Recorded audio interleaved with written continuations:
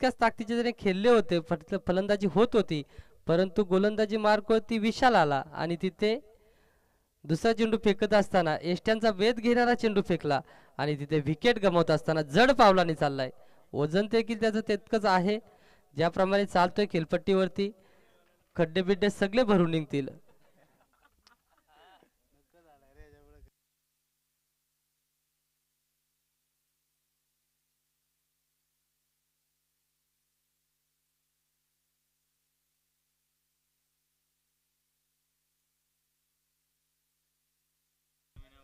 नौका फलंदाज खेळपट्टीकडे आपण पाहतोय.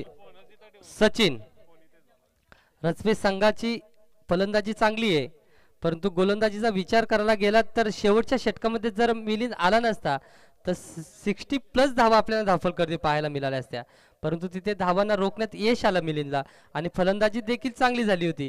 परंतु फलंदाजी करत असताना विकेट टिकू शकला नाहीये आणि इथे मात्र ऑफसाईडच्या दिशेने नौका फलंदाज जिथे खेळपट्टीवरती गेला सचिन, त्याने चेंडू उडवला आणि तिथे एक धाव पाहायला मिळाली.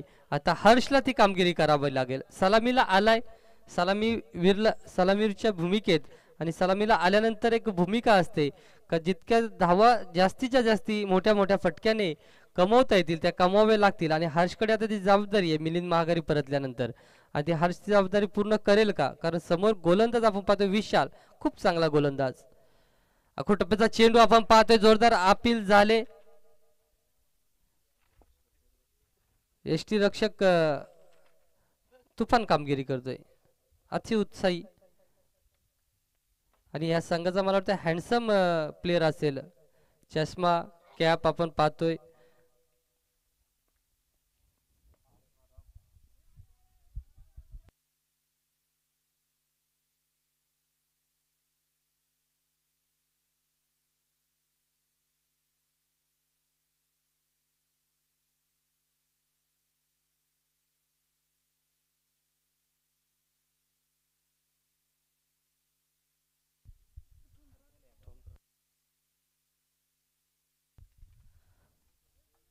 आणि मिड विकेट वरती आपण पाहतोय अजय या खेळाडूला फलंदाजी वाट्याला आली नाहीये अजयच्या. अजय देखील ताकदवान फलंदाज आहे आणि इथे हर्षच्या फलीतून फुलटॉस चेंडूवरती मोठा फटका 6 धाव्यांसाठी गेलाय.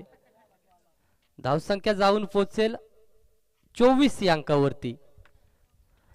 म्हणजे ज्या रीतीने धावांची गरज आहे ती गती इथे मात्र राखली जाते दुसऱ्या षटकामध्ये. आतापर्यंत धावफलकावरती आपण पाहतो 24,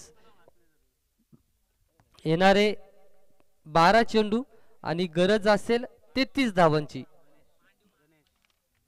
आणि गोलंदाजी मार्कवरती आपण पाहतोय गणेशला.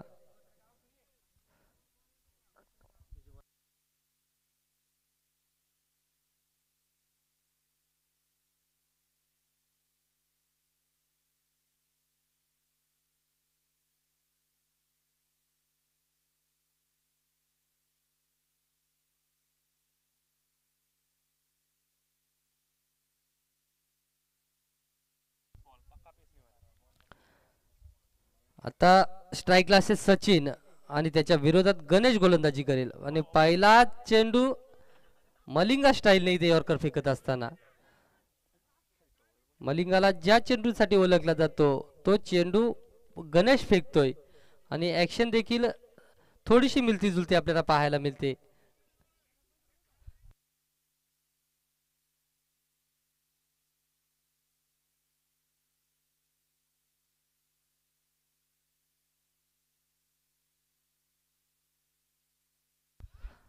चांगला फटका आपल्याला पाहायला मिळतोय सचिनच्या फलीतून. वेगवान फटका होता, त्या कारणास्तव जलद गतीने चेंडू क्षेत्ररक्षकापर्यंत पोहोचला आणि जिथे एकच धावेवरती समाधान मानावं लागलंय फलंदाजांना. आता गणेशच्या विरोधात आपल्याला पाहायला मिळेल जिकडे 4 चेंडूवरती 9 धावांवरती खेळतोय हर्ष हा फलंदाज गणेशच्या विरोधात. फुलटॉस प्रतीचा चेंडू होता, बाहेरच्या दिशेने चेंडू होता, यष्टीरक्षकाला बीट केलाय. ज्याप्रमाणे फलंदाज बीट झाला तिथे यष्टीरक्षक देखील बीट झाला. आणि आमचे टायलिस अंपायर आपण पाहतो रमेश केवारी आम्हाला इशारा करून सांगतायत का हा बाईच्या स्वरूपात 4 धावा आल्यात आणि तिथे हर्ष या फलंदाजाच्या खात्यामध्ये आपण पाहू 0, तर संघाच्या खात्यात आपण 4 धावा पाहू.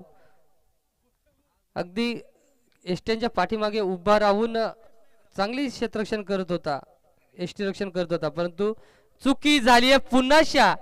अगदी चण्याच्या झाडावरती चढवला एष्टी रक्षकाला, स्टायलिश प्लेयर म्हणून त्याची वर्णी केली आणि इथे संघासाठी तिथे मात्र तितकीच खराब कामगिरी आपल्याला पाहायला मिळते.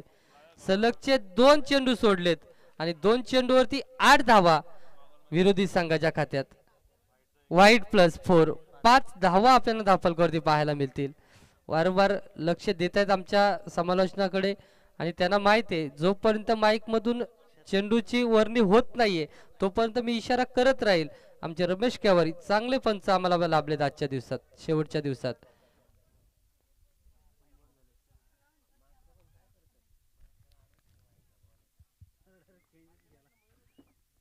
आता मात्र चांगला फटका फलंदाज सचिनच्या फलीतून पाहायला मिळतोय, हर्षच्या फलीतून माफी असावी.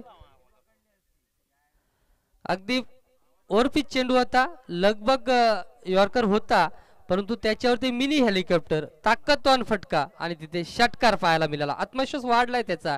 मिलिंद पिंगले देखील खुश असेल कारण आपण विजयाकडे आगेकूच करताना संघ पाहतोय. इथे नो +4 पंच आम्हाला सांगतायत, माफी असे 4 नाहीये, परंतु नो चेंडू होता. स्क्वेअर लेग रिजन मध्ये क्षेत्ररक्षक तैनात होता आणि तिथे 2 धावा म्हणजे नो +2 अशा 3 धावा ऍड केल्या जातील धावफलकावरती. धावसंख्या जाऊन पोहोचेल 45 अंकावरती. 57चा पाठलाग करायचा होता, जिथे अगदी संघ बॅकफूट वरती होता आणि इथे गोलंदाजी मध्ये चांगली गोलंदाजी होत होती, जिथे 22चे 9 धावा आपल्याला पाहायला मिळाल्या आणि तिथे पुन्हा प्रयत्न होत नाही यष्टीरक्षकाकडून. अगदी आलशी यष्टीरक्षक आपल्याला पाहायला मिळतोय. थोडासा प्रयत्न करायचा होता, आपल्याला माहित आहे चेंडू अगदी डोक्यावरूनच चालला होता, फर्स्ट स्लिप मध्ये चेंडू ट्रॅव्हल होत होता, परंतु थोडासा प्रयत्न करायला हरकत नाहीये कारण क्रिकेट अखेर प्रयत्नांसाठीच ओळखला जातो. तिथे प्रयत्नांची परिकाष्ठा करायला लागते, ती करताना इथे पाहायला मिळत नाही आपल्याला. संघ हिरेवाडी आणि आता गोलंदाजी मार्कवरती गणेश होता, अगदी महागडा ठरलाय. 2 22चे चौकार, 1 नो. आता मात्र पुन्हा चांगला चेंडू हाताळेल का, परंतु पंच आमच्याकडे वळतायत आणि सांगतायत पुन्हा खराब चेंडू. आता गणेशने पहिला चेंडू हाताळला होता, स्तुती झाली होती गणेशची का चांगली गोलंदाजी करतोय, परंतु जिथे एष्टी रक्षकाने चुकी केली तिथे मात्र आता संघ अडचणीत. पुन्हा यॉर्कर चेंडू, पहिला चेंडू ज्याप्रमाणे हाताळला होता तो चेंडू हातलत असताना जरी 5 चेंडू खराब गेले होते, परंतु शेवटच्या चेंडूवरती गोड संघासाठी करत असताना गोड चेंडू फेकलाय, निर्धाव चेंडू फेकलाय. धावसंख्या जाऊन पोहोचले 47 अंकावरती.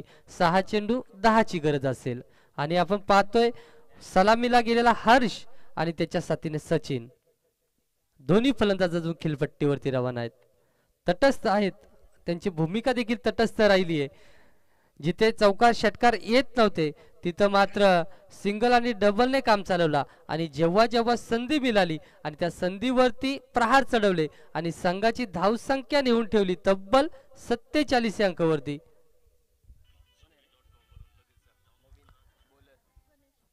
पुन्हा गोलंदाजी मार्गावरती दुसरा एक गणेश, 18 क्रमांकाची जर्सी आपण आज ग्राउंड मध्ये पाहायला गेलात ना तर आज 18 क्रमांकाच्या जर्शा खूप पाहायला मिळत आहेत. एकीकडे स्क्वेअर लेग रिजन मध्ये जे पंच उभा आहेत त्यांची देखील तुम्ही जर्सी पाहिली तर 18 क्रमांकाची आहे आणि इथे गोलंदाजी मार्कवरती सज्ज झाले गणेश, त्याची देखील जर्सी 18 क्रमांकाची आहे.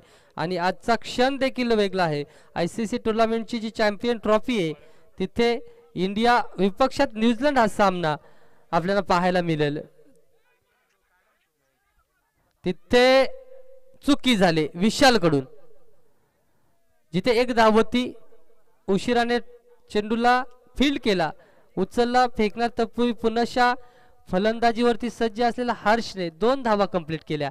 म्हणजे आता 5 चेंडू 8ची गरज असेल. समोर गणेश गोलंदाज, 4थ्या क्रमांकाचा गोलंदाज आपल्याला पाहायला मिळतोय गणेश. समोरचा चेंडू बॅटची कडा, हर्षला माघारी परतावं लागेल.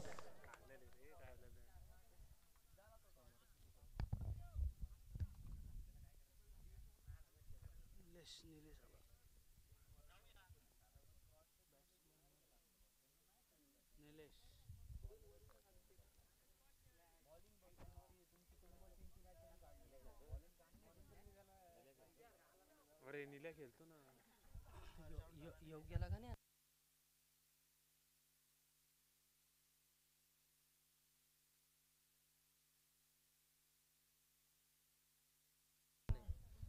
आणि आता इथे 4 चेंडू 8ची गरज आणि फलंदाजी मार्क होती निलेश. आता इथे बाहेर चेंडू वारंवार ठेवण्यात आलेत.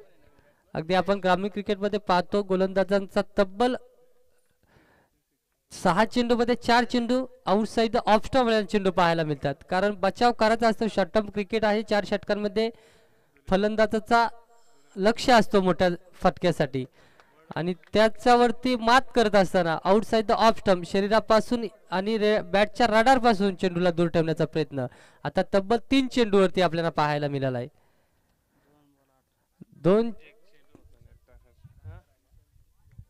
2 चेंडू 8 धावांची गरज. इथे कोणत्या फलंदाजाला पाठवला होता? मिलिंदला विचार करायला पाहिजे होता. इथे मोठ्या फटक्यांसाठी फलंदाज पाठवायचा होता. इथे 2 चेंडू 8ची गरज असताना देखील इथे सन्मान देण्याचा काम करतोय फलंदाज निलेश.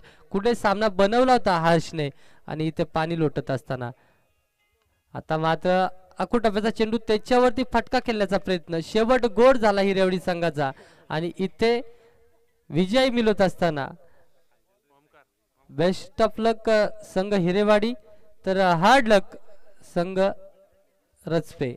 तरी दोन्ही संघाच्या संघनायकांना विनंती असेल आयोजकांशी संपर्क साधायचे आणि ह्या सामन्याचा सामनावीर आपण ज्याच्याकडे जाऊया जिथे 4 चौकार 2 षटकार 13 चेंडू फेस केले आणि धावा कुठल्या त्या 32 तो ठरला या सामन्याचा हिरो अमोल.